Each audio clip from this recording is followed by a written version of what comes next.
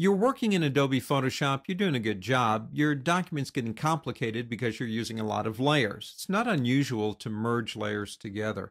I'm not talking about grouping them. I'm talking about making them one layer. For example, we have a boy and a girl, and we have 4 typing layers. Understand that when you merge layers together, there are consequences based on the type of layer you merge.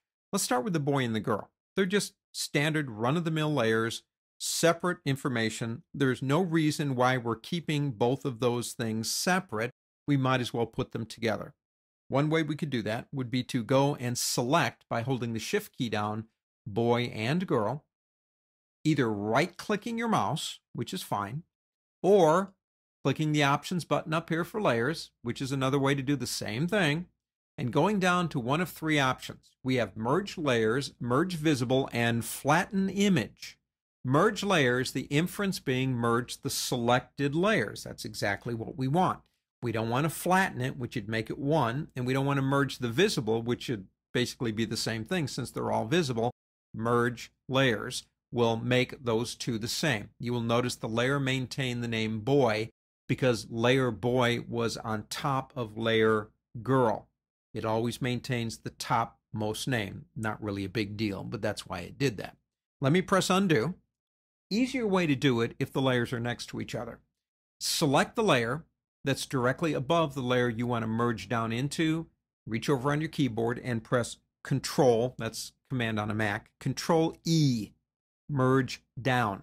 It now holds the name girl because when you merge down, it's the bottom layer that keeps the name, not the top. That's really the only difference, and I don't really think that's all that big, but at least now you know why it does one over the other.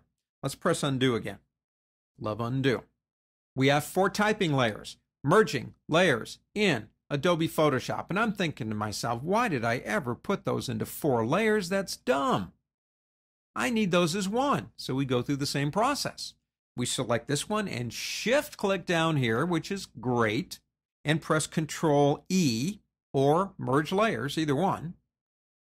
They look exactly the same. There is not one bit of difference between them, except for one really important thing. They're not type layers anymore. You can't edit them. They've been rasterized. Remember, you cannot merge type layers together and maintain the editing capabilities of type. That's a problem. Okay, if they're together, they're fine. They look good. But if you misspell the word Photoshop, you're out of luck.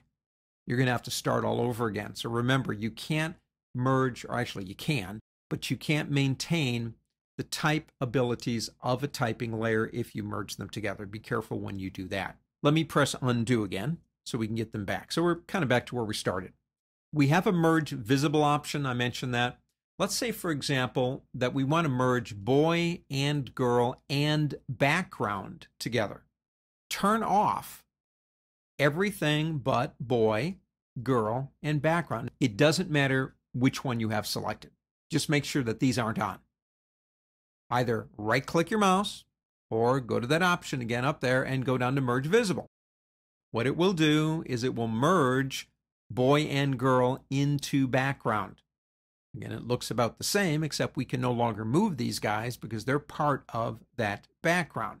So Merge Visible is another option. Let me press Control Z again. I love undo. Another option that we can do, whether they're visible or not, is we can come up to this button right here or right-click and say Flatten the Image. If you choose that option, you are saying, I want this whole thing put into an uncontrollable, uneditable background. Now it's going to ask you if you want to discard the hidden layers. If you say OK, you've just basically thrown those all away. If you want to flatten the image and get everything, make sure everything is visible, then tell the computer you want to flatten the image. You now have a smaller file, but you have absolutely no control over anything that's in that file because it's all part of that background. One more time, I'm going to press undo. Let's say, for the sake of argument, that you would like to see what some of the layers look like together, but you want to do this as a temporary thing. This is a neat feature.